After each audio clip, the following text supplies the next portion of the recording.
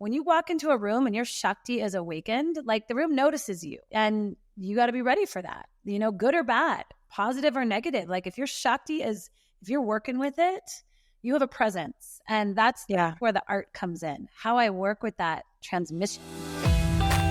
Welcome to the Know Podcast with me, Nikki Spo.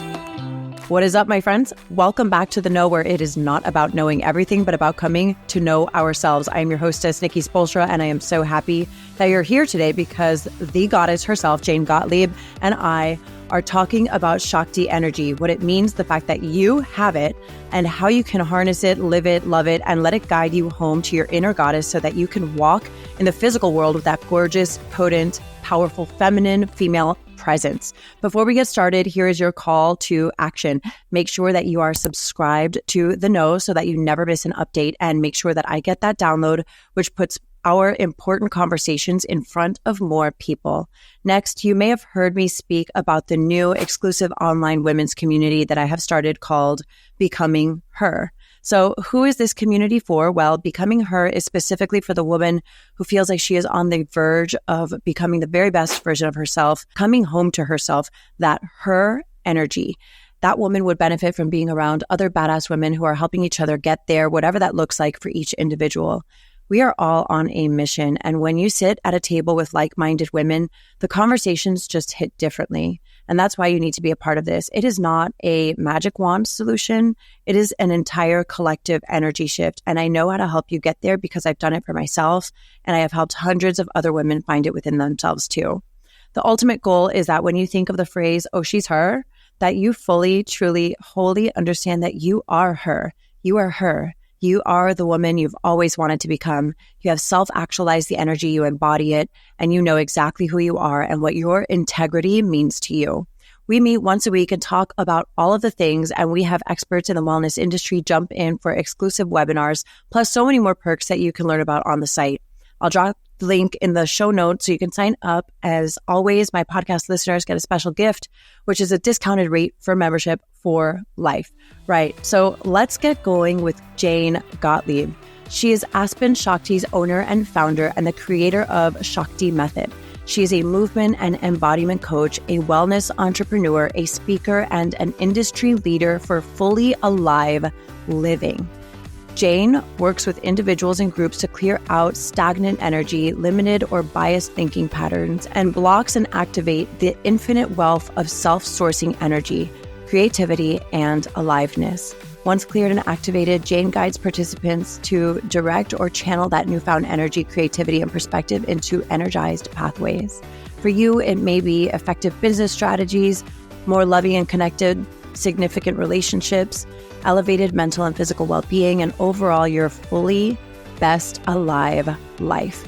Jayne has worked with people from all walks of life, from new graduates to stay-at-home moms, CEOs, and company leaders to some of the most well-known and celebrated household celebrities. Jayne's work is fun, potent, activating, soulful, mental, physical, and life-changing if you do the work. So with that, let's get started with Jayne Gottlieb.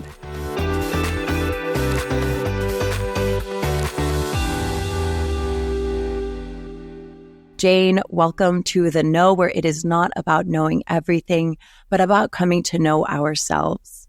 Oh, Nikki, that intro and just hearing more about what you do and why you do it, it's just such an activator. I'm so delighted to be here, and thank you. Thank you so much. You embody that homecoming in your life and work and spirit, and I'm so thankful that I had the opportunity to connect with you during my summer trips to Aspen. Like, what are the chances? I feel like that was like a divine alignment moment. And I had the chance to take some of your dance movement classes, and they are just magical. So I appreciate you and your gift. Thank you. I feel that. And it's part of why that magical force just brought us together. I'm a big believer of 1 + 1 = 11. And so yes, I ask the universe to bring me those kinds of relationships. So thank you, goddess. I love that. So I feel like I want to just dive headfirst into this topic of Shakti because, well, I think it's foreign to a lot of people, or at least if it's not foreign, it's dormant. I think that a lot of women, it's asleep in them. So what is Shakti energy? Yeah, I love to talk about this. I mean, I will jump right in, but the first thing, especially for listeners, that I always like to start with, I was like, just take a second and say the word out loud, like Shakti. Like you almost know the definition, right? By just like the zinger it gives you when you say Shakti, Yeah. right? Shakti. I have these hats and I wear them on airplanes and people are like drawn to me. They're like, what is that? I'm like, what do you think that is? But really specifically, I've come to define it as it's the divine creative energy of the universe. And then this is my favorite part. Anything that has Shakti is alive, luminous, and desirable. How beautiful is that? Inner magnetism, that inner sparkle, that inner that thing that we can't quite touch, but we can see it and smell it and hear it in the way that people speak, but it comes through the eyes, inner sparkle. That's interesting. When I think about it, I wouldn't have put it in the eyes, but now that you say it, I'm like, oh yeah, I can totally see that. I can see that. Yeah. I mean, it's in more than the eyes, but it has to come through the eyes because that's right. The window to the soul. And we're talking about a connection to soul that is luminescent. Why do you think it's asleep in people? Because it's a powerful energy. And I think that, that Marianne Williamson quote where she says, it's not that our biggest fear is that we're not enough. It's that we are great beyond measure. And I think we put it to sleep because until we recognize how to work with it, it can create magic and havoc. And it's a wild energy. It's that wildness and untamedness that I think it takes a minute to get to know. I think that you're onto something, that the wildness, and there's a lot of chaos in that wildness, right? And the magic. It's untrustable in a way, right? Right. It's a lot for people to hold, right? It's a lot for people to hold. Yeah. It's really like when you walk into a room and your Shakti is awakened, like the room notices you and you got to be ready for that, good or bad, positive or negative. Like if your Shakti if you're working with it, you have a presence. And that's where the art comes in, how I work with that transmission. When I think about like my group, for example, which is called Becoming Her, right? And it's like, people are like, oh, do you think that they're like, it's not about like my members becoming more like me at all. Like it's that I am still becoming more of that her energy, right? Like I'm on a continuous level up journey, right? And I want to be specific about that because it's not that what we have isn't enough. It's just that I want more of life, right? Like I want everything that life has for me. And so the members of the group Becoming Her, it's like that her energy. And I think it's really similar to what you're saying is like when you walk into a room and you're like, oh, she has it. Like, I don't necessarily know what it is, but there's something there in that person. And I think a lot of us long to feel like at home within that space, and not from an egotistical standpoint where like we want other people to notice it in us, but for us to realize it within ourselves. 100%. It's not about that the room notices you. It's that you walk in and you're inhabiting your fullness and the truth of who you are. And to your point, to me, that's something I'm going to be doing till I'm 95 or beyond. Exactly. It's an evolution. And what I love so much about your group and being around women is that when we recognize it is an evolution and we're not actually trying to get anywhere or be a version. Arrive. Oh, right. Or her. Her is an evolutionary, like evolving practice where we get to explore what that is together forever. Have there been times in your life where you did not have this? Well, of course, there haven't been times where I didn't have it, but there have been times that I didn't feel connected to it, or I, quote, would feel exactly the opposite of alive, or I've lost my trust and the wind feels out of my sails and I feel invisible to myself. Oh my gosh, invisible to myself. Wow. Yeah, that's an awful feeling. Can you like talk about that a little bit? Like, what did that feel like for you? Because I think a lot of people feel that. Yeah, I do too. The feeling is, it's so hard to describe the exact feeling other than it is the opposite of my aliveness. So I feel void, vacuum, not creative and empty. And I really had to learn, there's a book called Emptiness Dancing, that when I breathe into the emptiness, actually it activates the spark. So the resistance to what is, or to my lack of inspiration, or to the unknown in front of me, the resistance is what like kills the Shakti. It's not that to not know where I was going isn't without Shakti. It's resisting not knowing what's next that makes that Shakti go dormant, which is similar to like resisting any part of what's happening in life. When there's resistance, that energy is tough to feel alive with. Yeah. I can definitely relate to that, like from an anxiety perspective, because I've lived my whole life with anxiety, and it's only now, it's really like post-divorce, and I've done a lot of healing work on myself alone, right? Like not coupled, where I've started to reckon with myself as an individual, right? That I started to consider my attachment styles to people and things, people, places, and things. And I realized that my need to control or like be able to predict the future or like be able to anticipate what's coming was so severe. Like I really needed to be able to do this. And the more that I started to say, okay, why don't you relax into this feeling of not knowing? Why don't you let go and like lean into the unknowing of your life or what's going to happen next? That's when more magical things have happened for me. When I released the need to have control over being able to see the future. And so in a way, like maybe for the people who aren't like walking around like in the magical world of Shakti or they are and they don't even know that they are, maybe this presents in like, I have anxiety, I have fear, like I'm alone, maybe I'm heavy, I'm stuck. Right.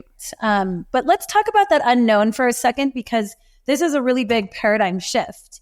The unknown, yes, it's scary, right? We don't know. We want to control. It's not the way we were like brought into this world to love. However, the only place that possibility and magic and manifestation and greatness lies, the only place is in the unknown.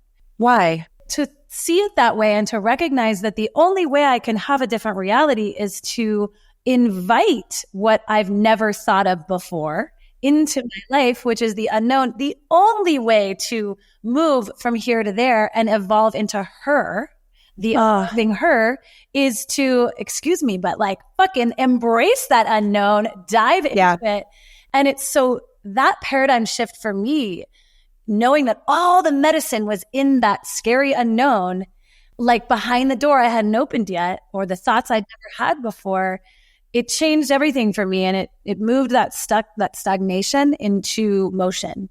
So I just want to share that, because it does present as anxiety. It does present as fear. It does present as self-doubt and lack of confidence and isolation. And I call it a lot stagnation, calcification. But the paradigm shift is all inside. Nothing on the outside needs to switch other than my courage and willingness to recognize that the medicine, the magic, the healing is in the answers I don't have. Yeah.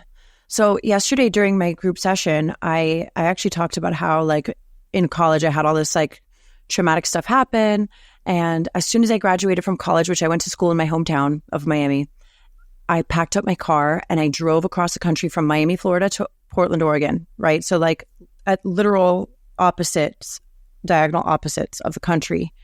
And I was like, I just need to get the F out of here. I just need to get out of Miami. I need to run away, right? And it's like that phrase of like, wherever you go, there you are. And my problems didn't stay in Miami. Like they followed me because they weren't outside of me. They were within me, right?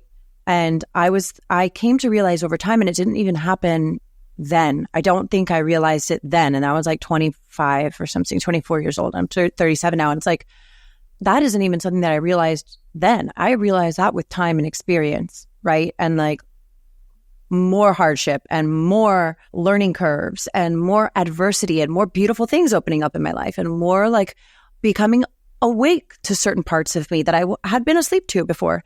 And so this journey is not linear, but I think by having open and honest conversations with people like you, it's like we can help people get there, not take a shortcut, right? Because I firmly believe that taking a shortcut winds up being the long route. But we can sit with people who have the insight and the experience to help us get to where we want to go and can open our eyes to things that we might not have seen before without having to like do some of like the time part of it. Right. And things do come with time, sure. But like when you're having these conversations, you can get there faster. And that's not to say that it's the shortcut. You can just get to like that enlightenment, like that mindset, like the information. as they say, like it literally collapses time and space when you open into that unknown. It just, so time, it's weird. It like in a moment disappears. And I often say too, like, I don't have to see the next 10 steps or the next 10 years. I just need to know the best next step. That's one step that's moving an inch from here to here, because then I have a whole different horizon of what I can see. So it's just like, what is the best next step? And can I take that? Because then what comes available to my perspective, exactly what you're saying. Maybe the best next step is having a conversation with a friend. And all of a sudden, like I keep saying, the horizon becomes completely different. It's wild because like in the 12-step recovery program, like I pray often, like, God, show me the next right step, like to do your bidding, right? To God, source, universe, where I'm like, God, source, universe, what is my next right step? Like, help me just choose that next right step so that I can serve God, source, universe, which brings me to another topic within this, right? Is like, God is a woman. It's funny because my kids came home from school once and they were talking about hell, and my boys are 4 and 6 years old. So like the 6-year-old is learning words at school and hearing other people talk about things. And so he was coming home talking about how his friend said, God is a man. And he told his friend, God is not a boy or a girl. God just is. And I was like, that is so something I would say, right? I'm like, God just is, right? But with this Shakti energy, like it's hard to deny that within God's source universe, that there is massive female energy. Yeah, I mean, the way I define God is the divine within, and we are all particles of the divine, like living into the illusion of self on planet Earth. Hold on, like that is a soundbite. Living into the illusion of self, the illusion of self. The illusion of self. I mean, I really appreciate that. And when I need it, I turn to it. It's actually a gift from a woman of mine who recently passed, one of my best friends. She would always say, we are all particles of God experiencing the universe through the illusion of self. And when I lose my way, I go to that. And thank you, Carolyn, such a goddess with a ton of Shakti, who is right here by my side. I just can't see her. It just looks different. That is really beautiful. I think that's something there for us to really remember. And I think it takes a lot. Like we're all, Jayne, we're all like running so fast, right? Like we're all on a hamster wheel of sorts. Like life is happening. Life is going. Like we have bills to pay. People have jobs. People have families. People have relationships. People are just like going. It's like, how often do you get to actually like drop into that, right? Or actually have the discipline really to drop into it automatically, right? Like, because I think that by nature, like human instinct, it's like I have an automatic response to adversity, which is to behave in XYZ way. This is my action. This is my psychological, my neural pathway response to adversity or something difficult, or like this happens, cause and effect, right? Yeah. Like, how do you shift the neural pathways within yourself to be able to, instead of responding, reacting, moving in a way that is less alive and less awake, how do you shift into a space where you can now more naturally and holistically respond from that? Like what? Right? That why part of our brain, literally. I mean, it's such a great question, and there are so many ways and little ways, but I'm a really big believer, and it's really part of why you and I are sitting here together today, is because who you surround yourself by becomes normalized. And so when we have, a tribe and a community that we are part of and tapping into and speaking with and in a very alive relationship with, of humans who value awakening, who care about leaving a net positive legacy moment by moment for their children, their daughters, their community, whatnot. When we surround ourselves by others, it becomes so much easier to see the greater, for lack of a better word, the greater spiritual perspective as to why things happen the way they do. Yeah. And to be part of our world instead of part of our own world. Oh, I love that. Part of our world instead of part of our own world. Yeah. Anyway, that's like my first answer. Community, like-minded, awakening humans. Yeah.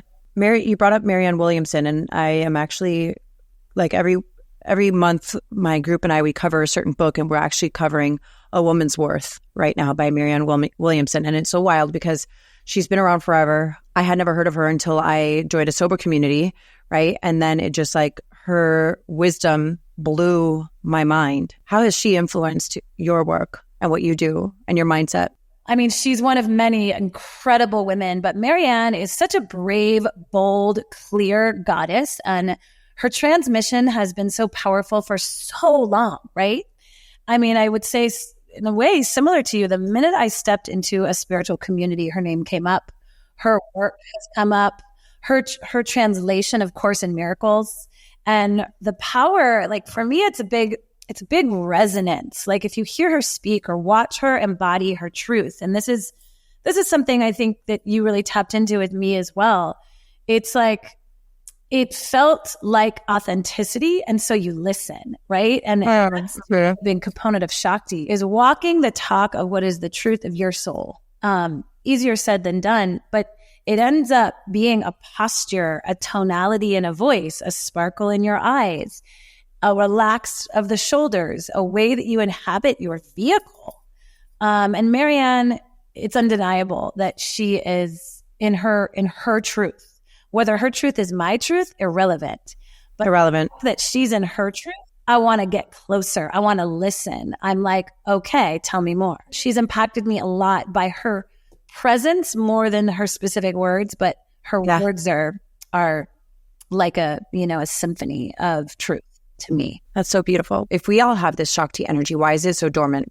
And like as a society of women, I'm talking about, like you have people, right? We have the like-minded people that you interact with your classes and that I interact with because I'm having these conversations. But society at large, we have women that are asleep to themselves.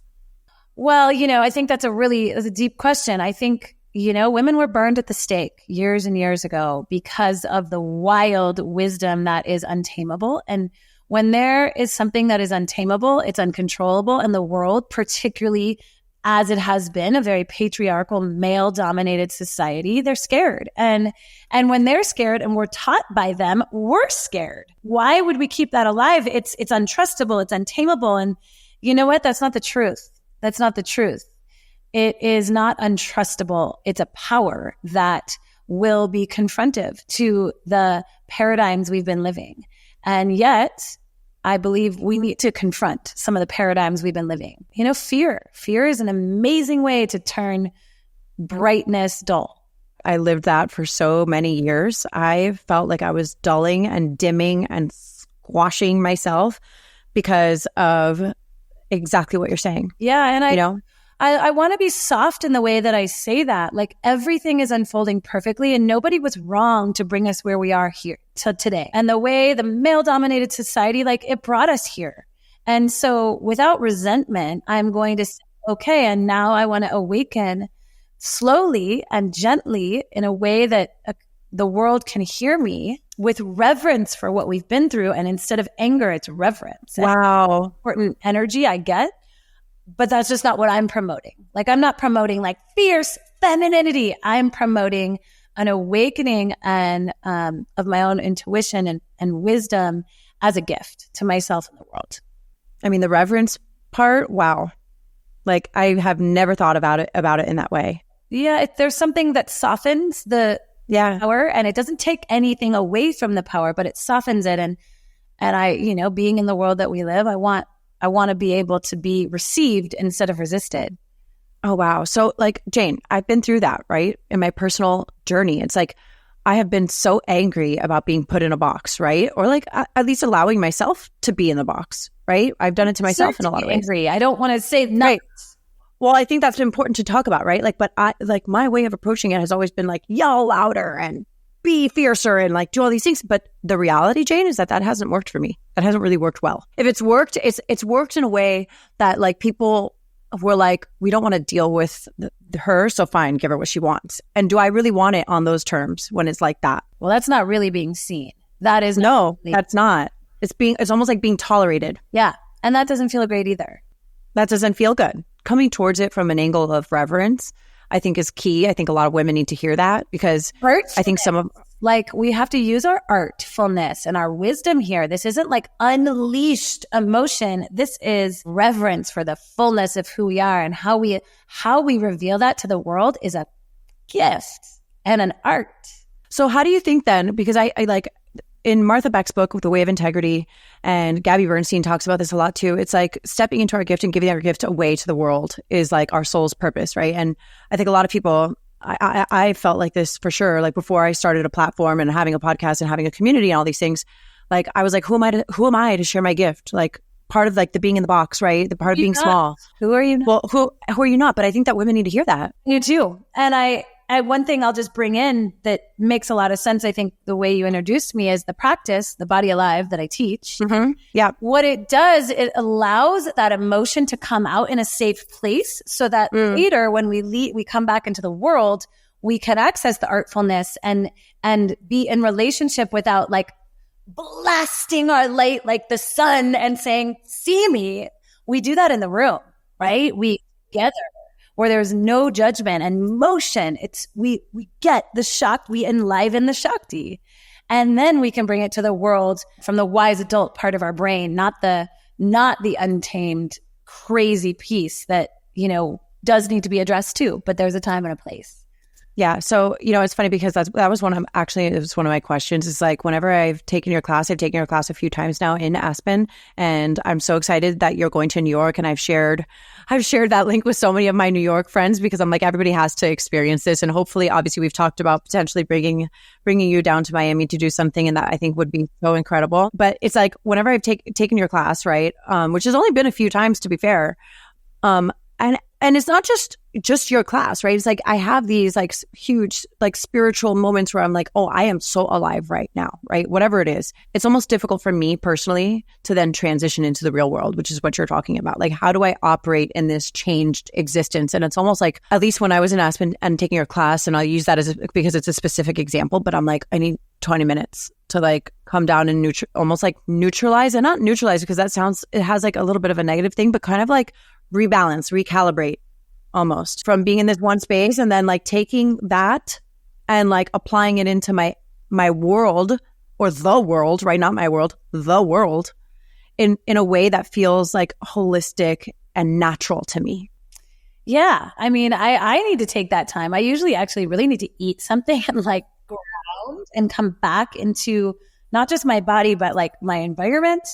And then, the cool part is, I guess for me, is I've noticed it, strangely enough, a little bit more from the outside in versus the inside out. And I always say you get good at what you practice. So this just became something I did a lot. And so I became better at it. But the world, usually when you leave that class, I don't know if you have had this experience, but like people are like, what did you just do? Like, what are you doing? And people are like, well, let me just tell you. The world really sees this awakened vibration inside. Yeah. That is a tall order. What do you do with that? Well, we talk about it, we practice, we refine it, we play with it, we trial and error how it's going to be in our life. We have to assess, like, are the relationships that we've been running in alignment with the awakened version of myself, or do they need to fall away versus me need to change? And self-inquiry, questioning, like, what is true today? That for me is the practice of all practice, self-inquiry. When you are leading a group of women, right? And then they're becoming alive moment by moment. And maybe it's practice by practice, and maybe it takes time, but you're awakening this aliveness within all of these women. It's like, is there then a responsibility to pay it forward? I mean, I would probably say yes. In a way, we're not like particles of God, like walking in our solo journey. We're particles of God in a universe that is connected. And in some ways, the saying, we are one, like, you pay it forward because you're gifting your magnificence to yourself through the eyes of another. And I do think, like, with the gift of life that we were given, this chance to incarnate on earth, which I find to be, yes, not the smoothest ride, but the most extraordinary privilege to have a body and to taste pizza, right? To smell smells, to feel the sunshine. Absolutely, I have a responsibility to express the grace and gratitude that is everywhere I can.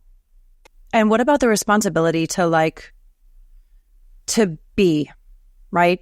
We talked about like sharing your gifts. Like I talk to a lot of women, and one of the big things that I say and I believe in is that it is your responsibility to, one, be yourself and share your gifts with other people. Yeah. You give it away. It's a gift. It's a gift. It is a gift. It's a free. generosity. Like, right? It's yes. generosity. And I believe in a generous existence. It's a value I've chosen to subscribe to. Right. So it's like earlier when I'm like, well, who am I to have a podcast? Who am I to have this platform? And you said your instinctive response was like, who are you not to? Right. But I think a lot of people, especially women, feel that. Well, and that is our programming. You know, that is the part of our brains that like we think that way until we question our thought. Well, is that true?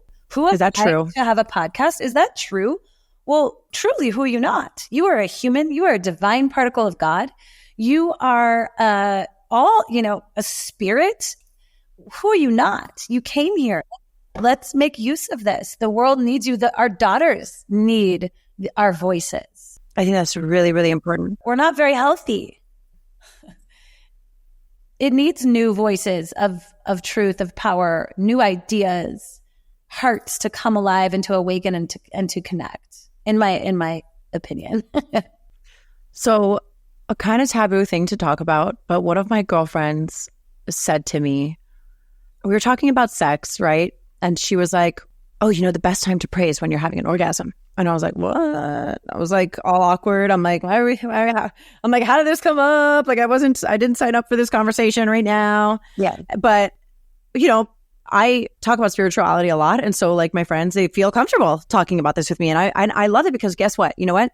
Jayne, for what it's worth, she gave me a gift. That was her giving me a gift, even though it like made me feel uncomfortable in some capacity. I'm like, why are we talking about orgasms? Like, I'm just trying to have lunch, right? I love that you just said uncomfortable. I mean, we all love to be in our cozy comfort place, but nothing grows there.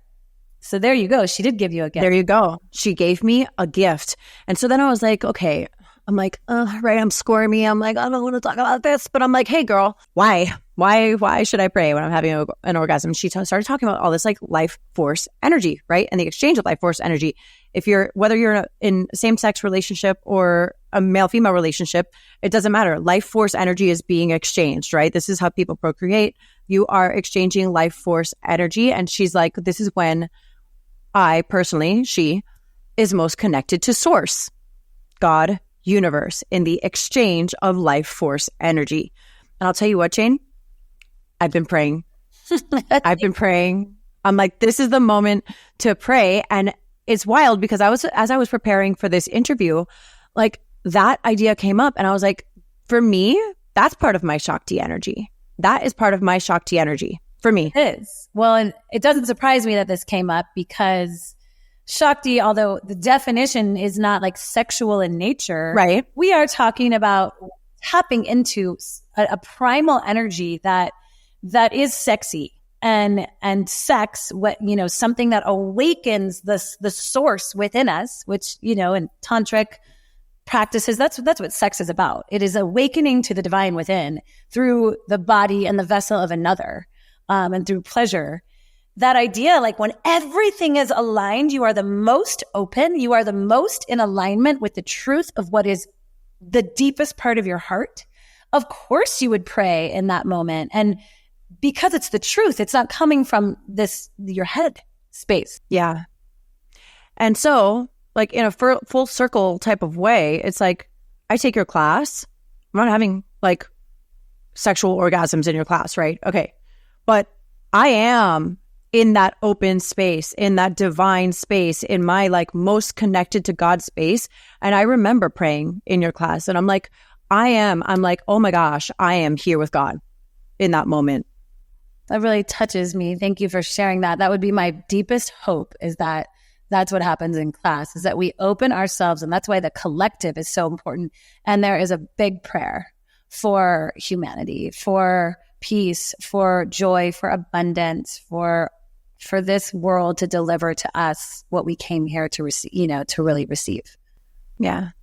So how have you then been able to turn your wealth of knowledge and experience as a healer, a thought leader in the Shakti space into this business that really, truly helps people and facilitates much needed like soul upgrades? I followed the best next step. Like when I think about when it first opened, which, to open a brick and mortar in Aspen, Colorado, in a very seasonal town with Manhattan rents for sure, and a millionth of the people. I followed the best next step. And it was a lot of times we talk about following our heart. I'm going to say it was a little deeper. It was following the instinct of my heart. Mm. And if I had seen all the steps, I never would have taken one because they logically they don't make sense. The business still doesn't make sense on paper, but it has allowed and afforded me a life where my currency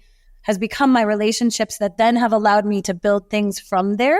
While it's a hustle, I work my tush off. I've created a life for myself that I believe in, and not in all the moments. I'm not invincible, but I took the next step, which was following the instinct of my heart, which was at the time, I don't see a space that brings people together to awaken to the magic, the magnificence, the power of who they are. And this is Aspen, Colorado, and we need that here. Yeah. And I was like, okay, how do I do this? And I kind of just said, how do I do this? And the next best step came in. Somebody said, hey, I can help you with the real estate. And then I was like, oh, but thank you for the temporary help. That'll never work long time. It wouldn't work long time. But so then I took the next step, and then I took the next step, and I've created a life somewhat based upon the present instead of a future or a past. And while that is scary, it has kept my Shakti alive, and keeping my Shakti alive brings me, it magnetizes to me opportunities. So it's an act of trust. It's an act of trust. Yeah. In a big way. And it's not easy. I'm not going to say it's easy. I'm not, for all the listeners, this path is my way. It is the only way, but I wouldn't say this is the easy way. It's just when you come to a moment in your life, it's like that hero's journey and the call, you really heed the call of your soul. There is no other way. Because you'll begin to have anxiety and disease and, sickness, but each of us awaken in our own timing. And sometimes it's not even this lifetime, and I'm not waiting for the world to awaken. I trust, but it's not easy, but it is the way for me, if that makes any sense. It does. It does. And I will say that that trust is hard. Even when you're awake, and I consider myself to be an awake person, right? And I'm like, this trust is still hard. It is. Just quickly call your parents, right? The conversations I have with my parents, they don't operate with this programming or this, operating system. Yeah, so true. And they're my parents. They raised me. I have them inside me. So it's pretty easy to tap back into the fear anytime I need it. Call my parents. But I hear that. It's a gift because it's showing me where I still need to trust more. Yeah. Also, it's interesting because I had an experience with somebody in my family where after it was said to me that if I got a divorce, nobody would listen to my podcast. Right. And I was like, I had every moment in that moment to drop into self-doubt. But my intuition was that's a lie. Right. So you can call whoever you need to call when you need to hear something that's going to break down your trust, but your intuition still knows. Your intuition will fight back if it's wrong. Yeah. It just will. It will be your gut louder and louder and louder. And that is a big piece, I think, of illness and sickness and anxiety, is when we make a choice that is not in alignment with the truth of our soul. Our body experiences it as anxiety, stress, disease, illness. I think the antidote to that is for me anyway, right? When I was when I remember hearing that, and I'm sharing this because you share about calling your parents, right? And how it's the generation that came before us, they don't necessarily do this type of work that we're doing, right? So I remember hearing that, and when my soul was that's not true. When my mind wanted to be I believe you. I believe that lie. My mind, my intellect was that might be true. Look at the numbers. What the thought. I came up with all the reasons why that statement was true. But my soul was that's a lie. Yep. And so I think the most beautiful gift that God, source, universe has, which is within me, is that gift of my intuition, right? Because without it, I would believe the lies. I would believe the outward lies, right? And I think that so many people, Jayne, are walking through life believing the outward lies. Of course they are. That is where there is any element of a living nightmare as your experience. You're believing your thoughts. You're believing your thoughts. And I mean, my greatest teacher, Byron Katie, Loving What Is, she talks about self-inquiry and is it true? And this is why, again, Nikki, I applaud and I feel so much gratitude for what you're doing with your group of women, because to be able to create a space where women then would have a voice to put words to their intuition and to not be told they're crazy, but to ask, tell me more within that safe space, and they can practice having a relationship with their intuition, then you can go spread it in the world. And we're starting to leave a net positive legacy, or to change the vibration of the family we came from, the family we are in, the family we are going to be in, our communities, our nation, etc. Like, it's exponential. And it can happen fast. It can. But it's an act of courage. It really is. I'm so grateful that our paths crossed. I can't wait to bring this to South Florida. So I know that there's so many people obviously that travel to Aspen and vacation and have such a great time in Aspen from Miami. And so I'm sure the Miami community will just be so excited to welcome you. And so everybody can stay tuned to that. In the meantime, where can people find you? Are you offering one-on-ones? Are you offering digital? Where can people access Jayne? Yeah, well, this is so exactly in alignment with taking a step and a leap of faith. I'm just starting and I'm so excited to really step into the world of working one-on-one with people. And I'm just going to share just for a second, it's in an unconventional way, because the world to me of one-on-one Zoom coaching, it doesn't turn my spirit on. I know it works and I've been coached by people in amazing ways, but it doesn't feel authentic to me. And so I've really struggled with, well, how do I work one-on-one with people if I'm not willing to do that? Or I feel scared or uncomfortable. And so I've decided that actually the way that is going to be the most effective to work with me is a little bit more like it's a 3-month mentorship, but it's like having your biggest advocate and your best friend on speed dial. So it's literally like you work with me, we set up some goals, we do a Zoom thing, but then for 3 months, 7 days a week from 9 to 5, within reason, you have full access to text me, call me, WhatsApp me, whatever, and I will respond via either a voice memo or a text or a phone call, so that in real time, lived wisdom as you walk through life, you're like, hey, bestie, how do I connect to my higher self here? I'm going to a meeting, my relationship, I want to turn up the sex. What can I bring? And I'll give you a little breath practice. That's just, for me, that is lived moment by moment is how we change our life. And I want to support, women, and I have tools because I've been doing it and because I've been through a lot. That is so beautiful. I can't wait for you to begin this journey. I can't wait for people to find you. Where can they get this information? At Jayne Gottlieb _ Instagram, at Aspen Shakti Instagram. Go to aspenshakti.com. You will find me. I'm easy to find. And I celebrate anybody who wants to hold my hand for 3 months and me hold theirs and see what magic, 1 + 1 = 11 we can create for our own world. Jayne, thank you so much. You are a light. It's a pleasure to be in your presence, and I'm so grateful for you and this conversation that we have. Takes one to know one. You are such a goddess, and I celebrate you in the biggest way. To be continued, I hope. To be continued. Yes. Thank you so much for listening to The Know. If you loved this episode, go ahead and share it with a friend. Words are so powerful, and someone may need to hear what we covered today. And if you really loved this episode, please take a moment to rate the show and leave a review. Your comments are so important and valued, and they give other listeners insight on what to expect on The Know. You can connect with me personally via Instagram at Nikki Sap Spo and The Know with Nikki Spo. My hope for you today is that you are fearless in looking inward so that you can be your highest, most authentic self and go after the life of your dreams.